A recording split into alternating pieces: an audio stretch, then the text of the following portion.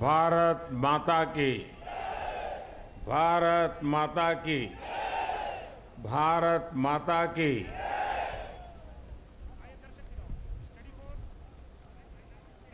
आज प्रातः मैं बेंगलुरु में था। सुबह बहुत जल्दी पहुंचा था।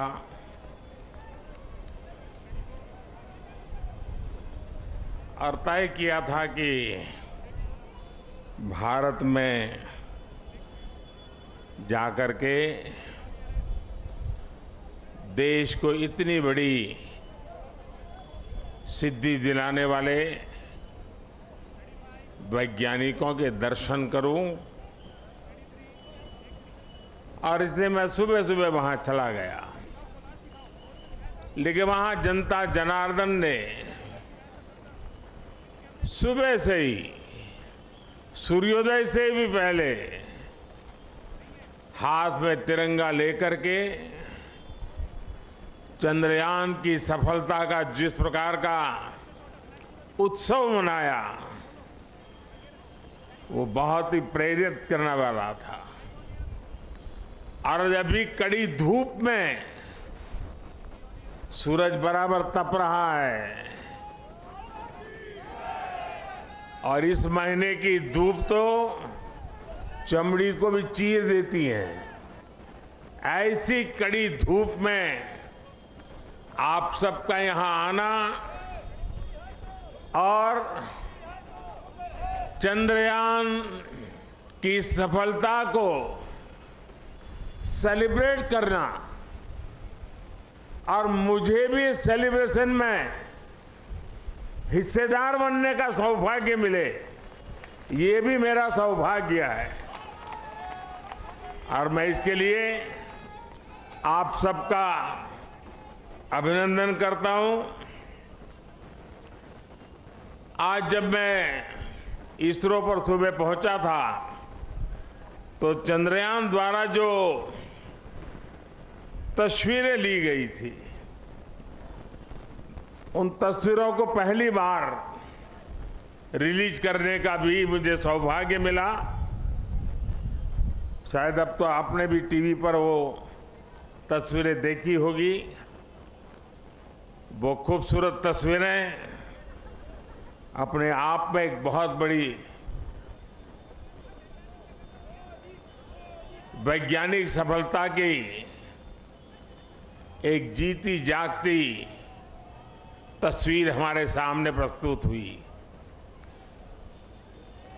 आमतौर पर एक परंपरा है दुनिया में कि इन प्रकार के सफल अभियान के साथ उस पॉइंट का कोई न कोई नाम दिया जाए। तो बहुत सोचने के बाद मुझे लगा, और आज जहां पर चंद्रयान 3 ने लैंड किया हुआ है, उस पॉइंट को एक नाम दिया गया और नाम दिया है शिव शक्ति।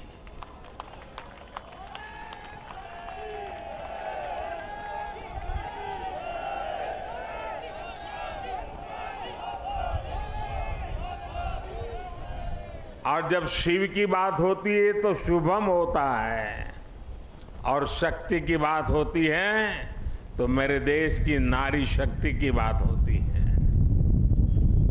जब शिव की बात होती है तो हिमालय याद आता है, और शक्ति की बात होती है तो कन्याकुमारी याद आता है। हिमालय से कन्याकुमारी तक की इस भावना को उस पॉइंट में प्रतिबिंबित करने के लिए इसका नाम शिव शक्ति तय किया है। इसके साथ ही 2019 में चंद्रयान 2, उस समय नाम रखने की चर्चा मेरे सामने आई थी, लेकिन मन तैयार नहीं था। भीतर ही भीतर मन ने संकल्प कर लिया था कि पॉइंट 2 को भी नाम तब मिलेगा जब हम सच्चे अर्थ में हमारी यात्रा में सफल होंगे। और चंद्रयान 3 में सफल हो गए तो आज चंद्रयान 2 का जो पॉइंट था उसका भी नामकरण किया और उस पॉइंट का नाम रखा है तिरंगा। हर संकटों से जूझने का सामर्थ्य तिरंगा देता है। हर सपने को साकार करने की प्रेरणा तिरंगे देता है।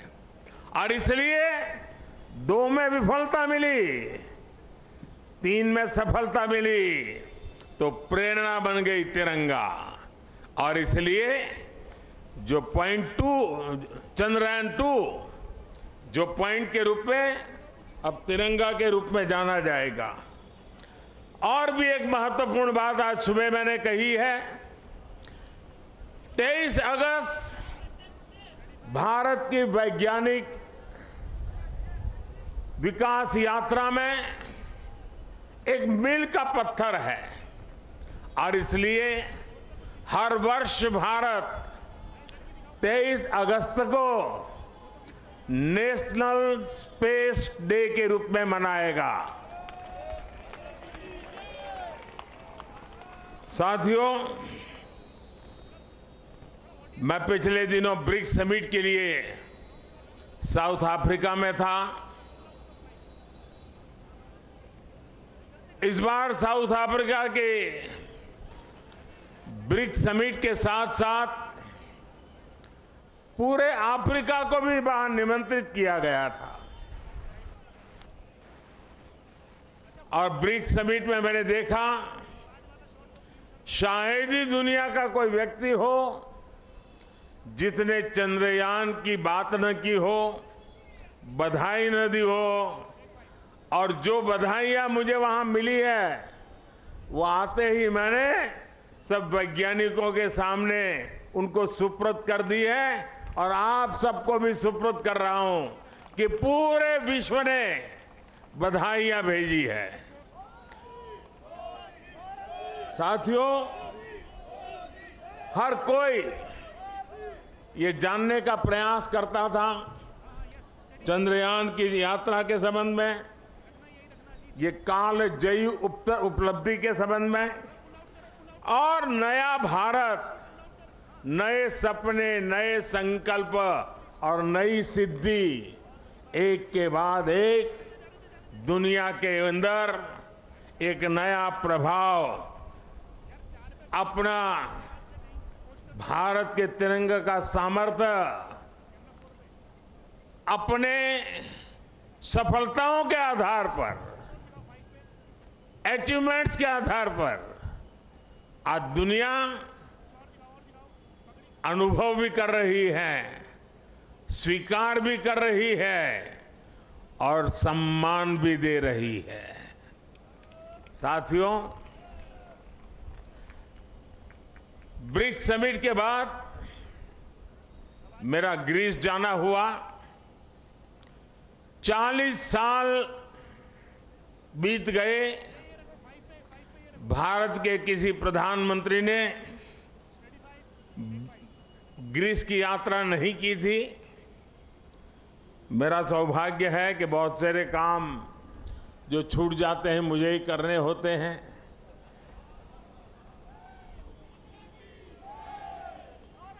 ग्रीस में भी जिस प्रकार से भारत का मान सम्मान, भारत का सामर्थ्य, और ग्रीस को लगता है कि भारत और ग्रीस की दोस्ती,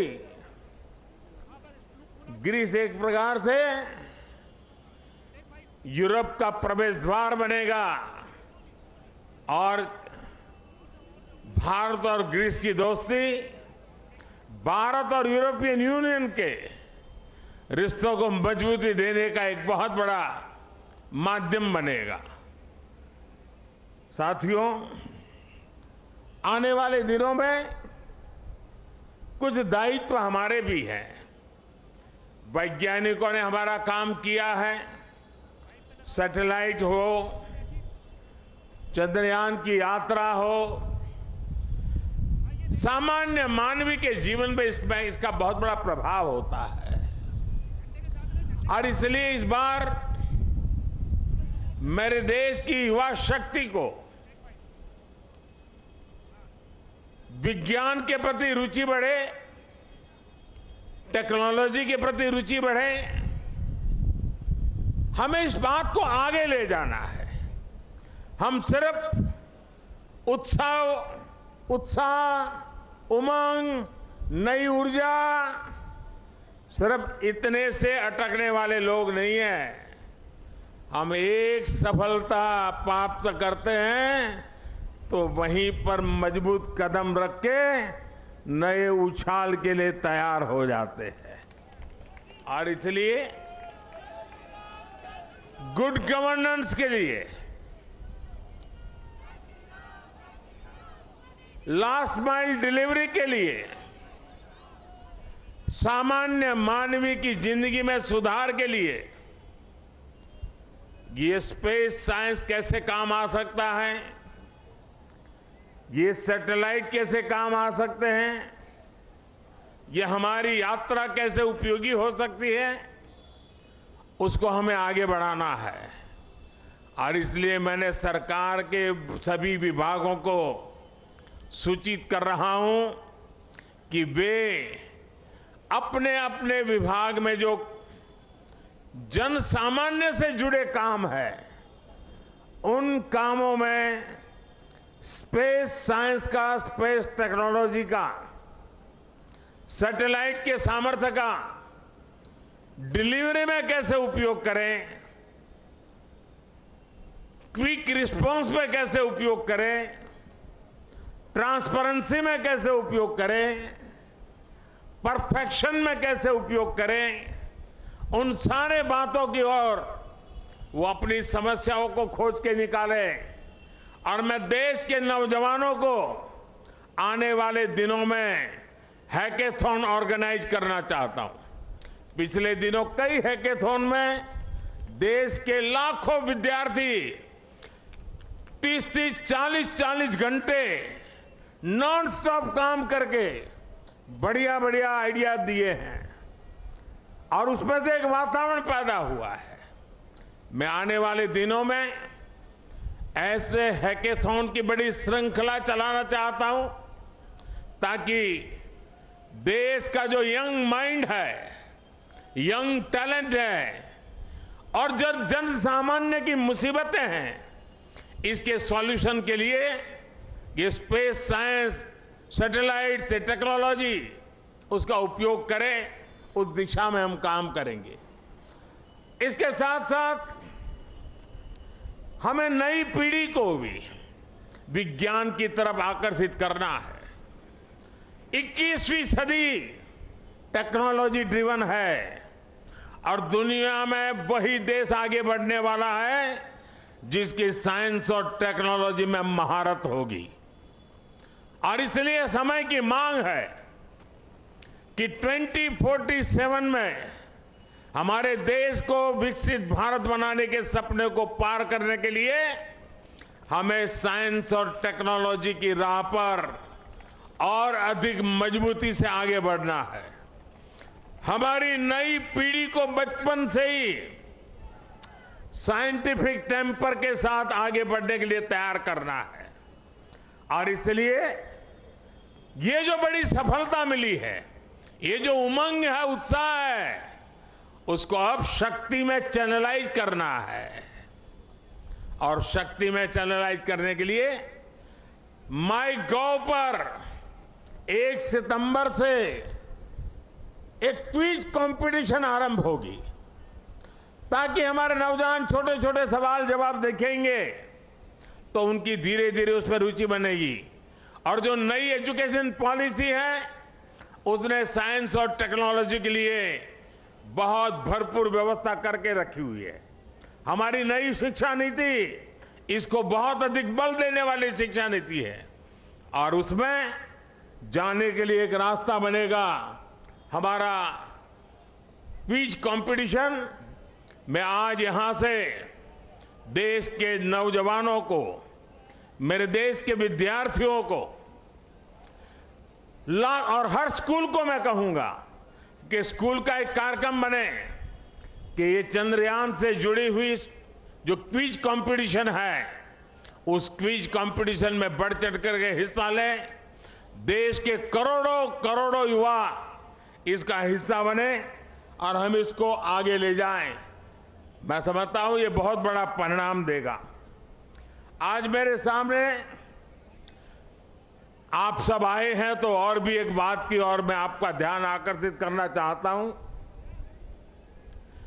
विश्व की भारत के प्रति एक बहुत जिज्ञासा बढ़ी है, आकर्षण बढ़ा है, विश्वास बढ़ा है। लेकिन इन सब के बावजूद भी कुछ मौके होते हैं जब उसे इन चीजों की अनुभूति होनी चाहिए। हम सब के सामने तत्काल एक अवसर आने वाला है और खास करके दिल्ली वासियों के लिए अवसर आने वाला है, और वो है G20 समिट। एक प्रकार का विश्व का बहुत बड़ा निर्णायक नेतृत्व ये हमारी दिल्ली की धरती पर होगा, हिंदुस्तान में होगा। पूरा भारत यजमान है, लेकिन मेहमान तो दिल्ली आने वाले हैं। उनको जरा मेरी डॉक्टर की टीम जरा पहुंचे, मेरे साथ जो डॉक्टर हैं जरा देख लें इनको।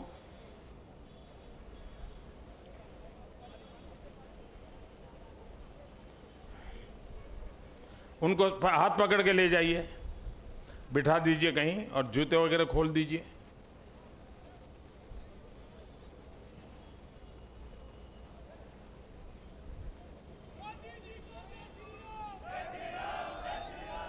G20 की मेजबानी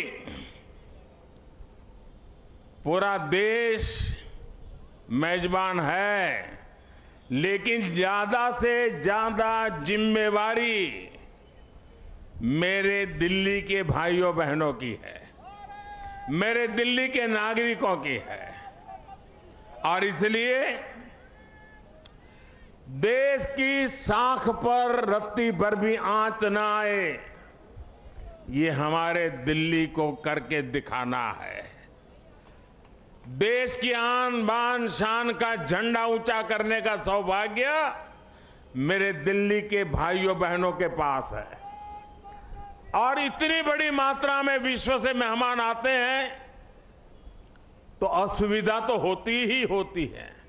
अपने घर में भी अगर 5-7 मेहमान आ जाए तो घर के लोग मुख्य सोफा पे नहीं बैठते, अगल वाली छोटी सी चेयर पर बैठ जाते हैं, क्योंकि मेहमान को जगह देते हैं। हमारे यहां भी अतिथि देवो भव के हमारे संस्कार है। हमारी तरफ से जितना ज्यादा मान सम्मान स्वागत हम दुनिया को देंगे, वो सम्मान अपना बढ़ाने वाले हैं, हमारा गौरव बढ़ाने वाले हैं, हमारी साख बढ़ाने वाले हैं। और इसलिए सितंबर में 5 तारीख से लेकर के 15 तारीख तक बहुत सारी गतिविधियां यहां रहेगी। मैं दिल्ली वासियों से आने वाले दिनों में जो असुविधा होने वाली है उसकी क्षमा याचना आज ही कर लेता हूं, और मैं उनसे आग्रह करता हूं, ये मेहमान हम सबके हैं। हमें थोड़ी तकलीफ होगी, थोड़ी असुविधा होगी, ट्रैफिक की सारी व्यवस्थाएं बदल जाएगी, बहुत जगह पे हमें जाने से रोका जाएगा, लेकिन कुछ चीजें आवश्यक होती है। और हम तो जानते हैं, परिवार में अगर शादी भी होती है ना, तो घर के हर लोग कहते हैं अगर नाखून काटते समय थोड़ा सा अगर खून निकल गया हो तो भी लोग, अरे भाई संभालो, घर में अवसर है, कुछ चोट नहीं लगनी चाहिए, कुछ बुरा नहीं होना चाहिए। तो ये अपना बड़ा अवसर है। एक परिवार के नाते ये सारे मेहमान हमारे हैं। हम सब के प्रयासों से ये हमारा G20 समिट शानदार हो, रंग बिरंगा हो, हमारा पूरा दिल्ली रंग राग से भरा हुआ हो।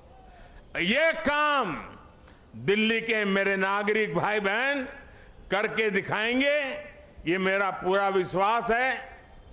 मेरे प्यारे भाइयों बहनों, मेरे परिवारजनों, कुछ ही दिन के बाद रक्षाबंधन का पर्व आ रहा है।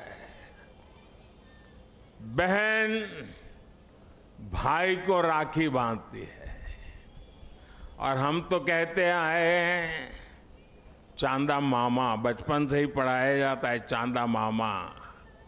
हमें बचपन से सिखाया जाता है धरती माँ, धरती माँ है, चांदा मामा है। मतलब कि हमारी धरती माँ चांदा मामा की बहन है। और इस राखी का त्योहार ये धरती माँ ये ल्यूनर को राखी के रूप में भेज करके चंदा मामा के साथ राखी का त्योहार मनाने जा रही है। और इसलिए हम भी ऐसा राखी का शानदार त्योहार मनाएं, ऐसा भाईचारा का, ऐसा बंधुत्व का, ऐसा प्यार का वातावरण बनाएं कि G20 समिट में भी चारों तरफ ये बंधुत्व, ये भाईचारा, ये प्यार, ये हमारी संस्कृति, हमारी परंपरा का दुनिया को परिचय कराएं। मुझे विश्वास है कि आने वाले त्योहार शानदार होंगे और सितंबर महीना हमारे लिए अनेक रूप से विश्व में फिर से एक बार, इस बार वैज्ञानिकों ने चंद्रयान की सफलता से जो झंडा गाड़ा है, हम दिल्ली वासी G20 की मेहमान नवाजी अद्भुत करके उस झंडे को नए ताकत दे देंगे, ऐसा मेरा पूरा विश्वास है। मेरी आप सबको इस इतनी धूप में यहां आकर के इस हमारे वैज्ञानिकों के महोत्सव को सामूहिक रूप से मनाने के लिए, तिरंगे को लहराने के लिए बहुत बहुत बधाई देता हूं, बहुत बहुत शुभकामनाएं देता हूं। मेरे साथ बोलिए भारत माता की, भारत माता की, भारत माता की। बहुत बहुत धन्यवाद।